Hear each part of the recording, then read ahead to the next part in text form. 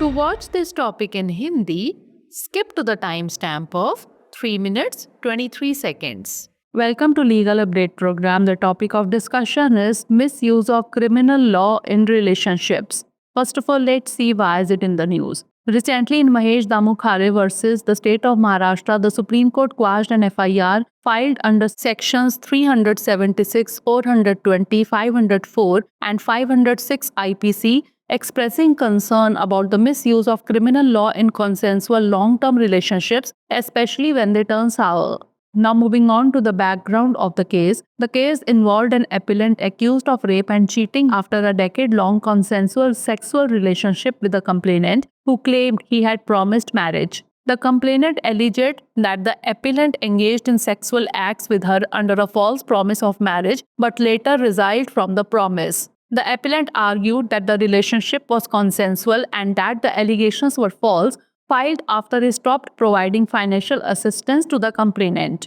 The Supreme Court quashed the rape FIR after observing that the relationship had continued for years without consistent protest, suggesting consensual involvement. The court ruled that allegations of rape based on a false promise of marriage cannot be made when there is no evidence of deception, especially in a long-term relationship.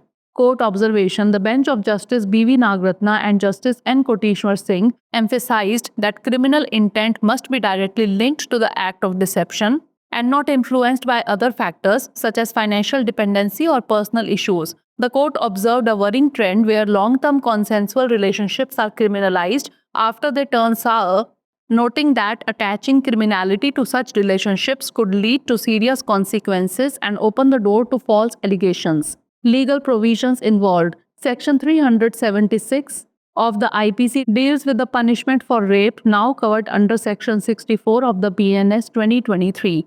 Section 420 of the IPC punishes cheating by dishonestly inducing someone to deliver property or alter valuable securities with imprisonment up to 7 years and a fine, now covered under Section 318, 4 of the BNS 2023.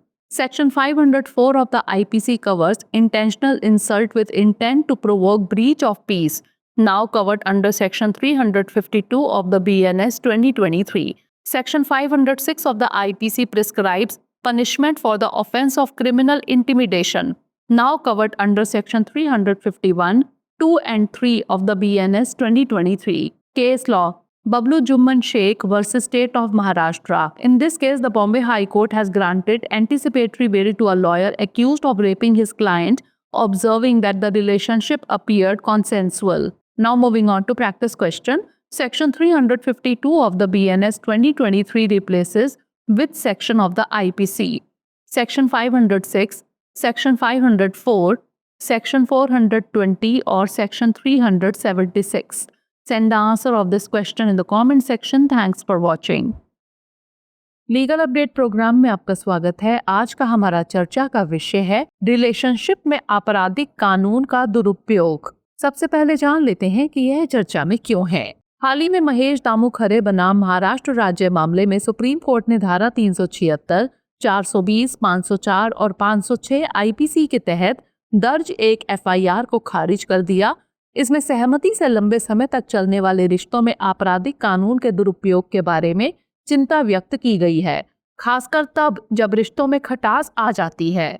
मामले की पृष्ठभूमि जान लेते हैं। यह मामला एक अपीलकर्ता से संबंधित है जिस पर शिकायतकर्ता के साथ 1 दशक तक सहमति से यौन संबंध बनाने के बाद बलात्कार और धोखाधड़ी का आरोप लगाया गया था, जबकि शिकायतकर्ता का दावा था कि उसने उससे शादी का वादा किया था।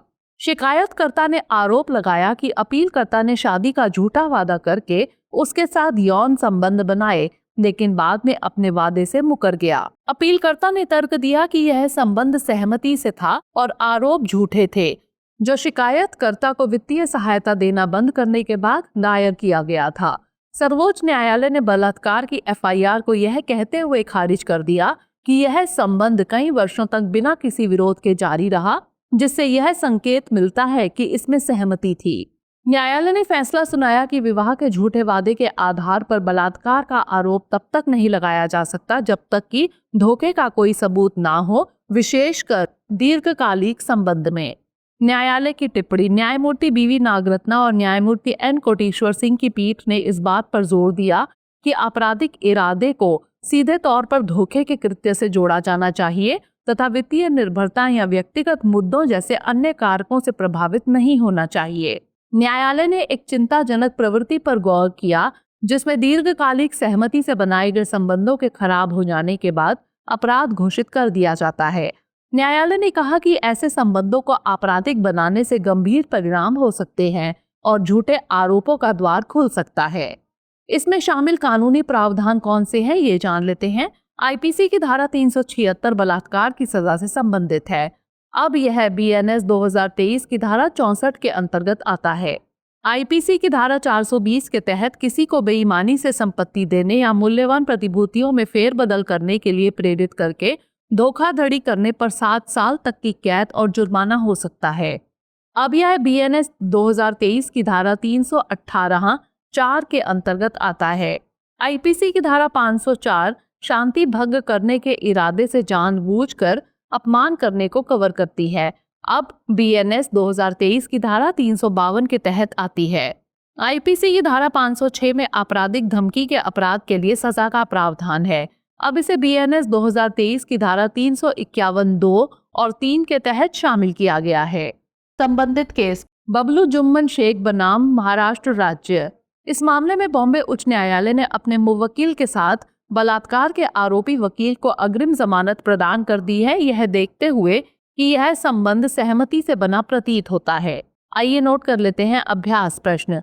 बीएनएस 2023 की धारा 352 आईपीसी की किस धारा का स्थान लेगी? धारा 506, धारा 504, धारा 420 या फिर धारा 376? इसका उत्तर हमें कमेंट सेक्शन में जरूर भेजिएगा। धन्यवाद।